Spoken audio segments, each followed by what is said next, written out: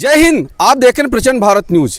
ये जगह डाक बंगला है, प्रयागराज के कोहड़ार घाट का ये डाक बंगला है। ये डाक बंगला कभी अंग्रेजों के शासन में इंफॉर्मेशन सेंटर हुआ करता था। डाक यानी चिट्ठी विभाग, चिट्ठी विभाग यानी लोगों की जानकारी के लिए। तो ये जानकारी का सेंटर है, इसलिए हम भी आज यहाँ आए कि आखिर किसान लोग यहाँ किस लिए इकट्ठा हुए हैं। ये झंडा लेकर, तिरंगा झंडा, किसानों वाला झंडा लेकर के बात करते हैं कि आखिर क्या मुद्दा है। हमारे साथ वरिष्ठ पत्रकार राजीव चंदेल जी हैं। राजीव चंदेल साहब, आपका बहुत बहुत स्वागत है। धन्यवाद महेंद्र द्विवेदी जी। किस लिए आप लोग यहाँ डंडा और झंडा लेकर के आए हैं? देखिए, हम लोग जो है ये समझ लीजिए कि लापर के निवासी हैं। हाँ।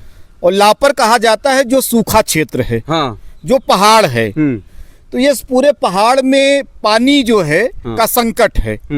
उस संकट से किसानों को उबारने के लिए पिछले कई सालों से संघर्ष हो रहा है। हम लोगों ने नहरों को लेकर के एक लंबा अभियान चला रखा है कि हर खेत में पानी पहुंचाना है। लेकिन दुर्भाग्य ये है कि यहीं पे हरदिहा राजबहा में एक उसकी सहायक नहर है सिरहिर माइनर, और उस माइनर के लगायत एक कुलाबा है जिसको नाली कहा जाता है, उस 41 नंबर उस नाली पे कई सालों से अतिक्रमण कर लिया गया है। इससे हजारों बीघे खेत जो है परती पड़ा रहता है, सिंचाई कायदे से नहीं हो पा रही है। तो इसके पहले हम लोगों ने कई बार एक्सीएन और जेई से जो है बात किया, ज्ञापन दिया, उस अतिक्रमण को हटा करके वहां सिरहिर के किसानों को पानी पहुंचाया जाए। लेकिन आज तक अभी अतिक्रमण हटा नहीं हटा है। नहीं हटा है।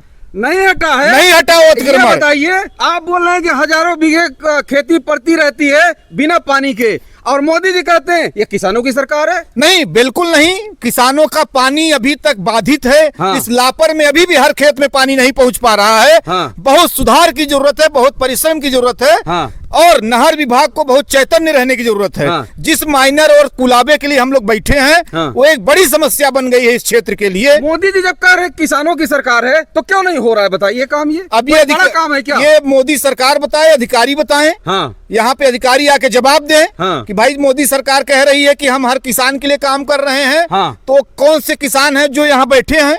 जब खेत में पानी नहीं मिलेगा तो जो मोदी सरकार का ये दावा है कि किसानों की आय दुगनी हो रही है, तो कैसे होगा बताइए? कहीं से दुगनी नहीं होगी। पानी के बगैर खेती कैसे होगी?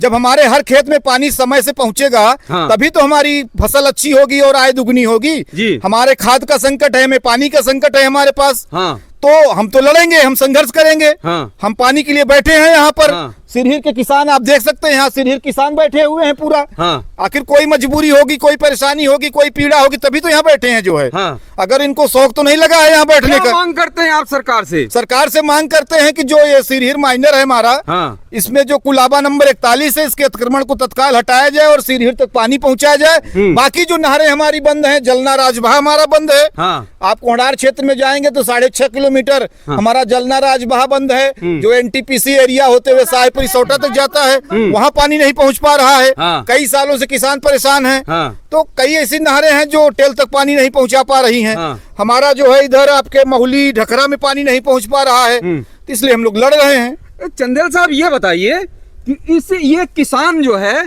किसान के बेटे की शादी, बेटी की शादी, बच्चों की पढ़ाई, घर का खर्चा इसी खेती से चलता है। बिल्कुल। जब पानी नहीं आएगा, जब खेती नहीं होगी, तो ये सब काम कैसे होगा बताइए? ये लंबे दिनों से दिक्कत थी ये। हाँ। कई सालों से। अभी बगल में देखिए डीही डिवाई नहर थी। हाँ। जो 13.5 किलोमीटर थी। हाँ। 45 साल से बंद पड़ी थी। हाँ, 45 साल पड़ी थी। हाँ, 45 साल से नहर बंद पड़ी थी। हाँ। इसके लिए संघर्ष किया गया, अब जाके नहर मेंटेन हुई है और ये नहर चालू हो रही है। आप सोच सकते हैं कि कोई नहर 45 सालों से कैसे बंद रही होगी। बहुत बहुत धन्यवाद आपको।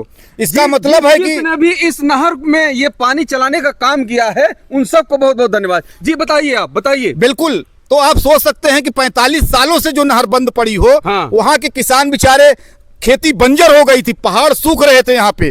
किसान जो है कहीं न कहीं ट्यूबवेल या कहीं इस तरह सिंचाई करते थे। तो अब हम लोग संघर्ष कर रहे हैं, जो भी नहरें बंद पड़ी हैं, हाँ, वो चलाना पड़ेगा।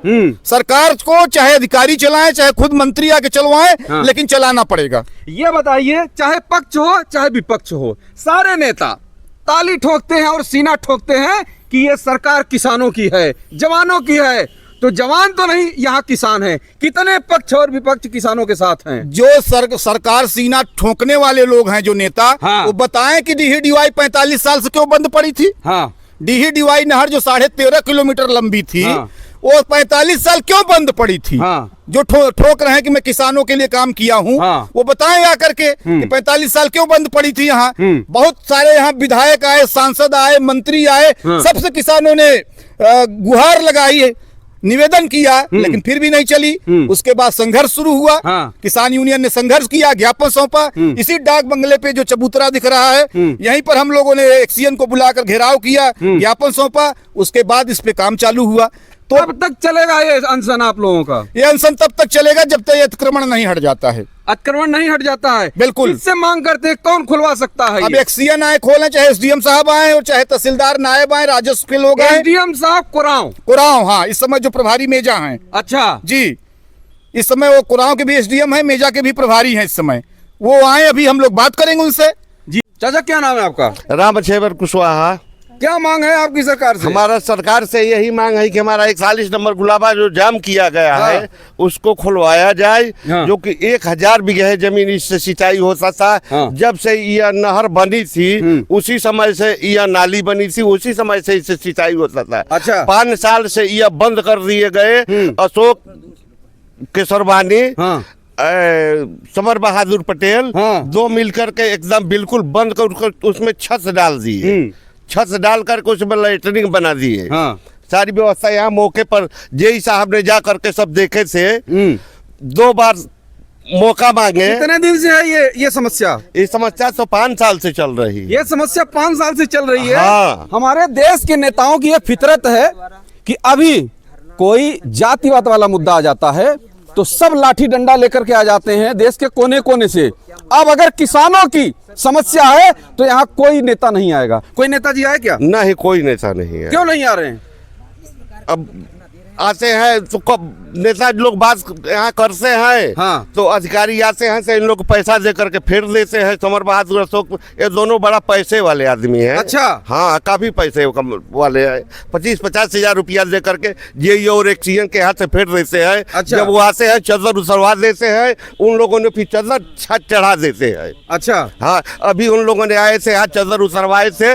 समर बहादुर पटेल ने अब देखने की जो है फिर चदर चढ़वा दिए। जेई साहब से मिले आज 4 रोज पहले, 3 रोज पहले। तो जेई साहब ने कहे बड़ी गर्म होकर के हमारे ऊपर बिगड़े। अच्छा। कहे कि नहीं करेंगे, नहीं करेंगे, नहीं करेंगे। क्यों नहीं करेंगे? तो हम लोग 4 आदमी जब हो गए। हाँ। तो हाथ जोड़ लिए जेई साहब। हाँ। इसी मौके पर जेई साहब आए, सामने हमने बात करे जेई साहब से। 2-3 बार हाथ जोड़े, हम भी हाथ जोड़े। हाँ। 2 रोज की मौका मांगे। कहे कि 2 रोज की मौका दो, थोड़ा डिस्टर्ब चल रहे हैं। अच्छा। पेड़ पौधा यहाँ लग रहा है, नहर आया है, थोड़ा दौड़ा है। 2 रोज की बात, तब हम लोग यह धरना चौथा बार रखे हैं यार। चौथी बार है? चौथी बार धरना रखे। जय साहब ने हम लोगों की खबर नहीं लिए। 24 घंटा समय बीत गया, मच्छर खा गए। यहाँ न पानी की व्यवस्था नहीं। बैठे रहो, मच्छर खिलवाते रहो। और कितने दिन मच्छर खाएंगे? अब जब तक मच्छर खाए, जब तक आक्रमण नहीं हटेगा तब तक मच्छर खाएंगे, तब तक हम लोग यहाँ से हटेंगे नहीं। हटेंगे नहीं? नहीं हटेंगे। मैडम क्या नाम है? मेरा नाम मंजू राज आदिवासी। मैं भारतीय किसान यूनियन किसान की मंडल अध्यक्ष। अच्छा जी। किस लिए यहाँ डंडा झंडा लेकर खड़े हैं? यहाँ डंडा झंडा इसलिए लेके बैठे हैं कि यहाँ जो किसान है, हाँ। उनकी सुनवाई नहीं हो रही, उनके खेतों में पानी नहीं जा रहा है। यहाँ जो दबंग लोग हैं वो नाली पे कब्जा मतलब कब्जा करके बैठे हैं, वो खाली कराया जाए और किसानों के खेते तक पानी पहुँचाया जाए। और जब तक किसान संतुष्ट नहीं होंगे तब तक यहाँ से धरना नहीं उठेगा। जी, तो आप सबका बहुत बहुत धन्यवाद। आप भी कमेंट करके अपनी राय जरूर दीजिएगा कि क्या ये मुद्दा आपका भी मुद्दा है या इस मुद्दे से आप भी जुड़े हैं। जय हिंद।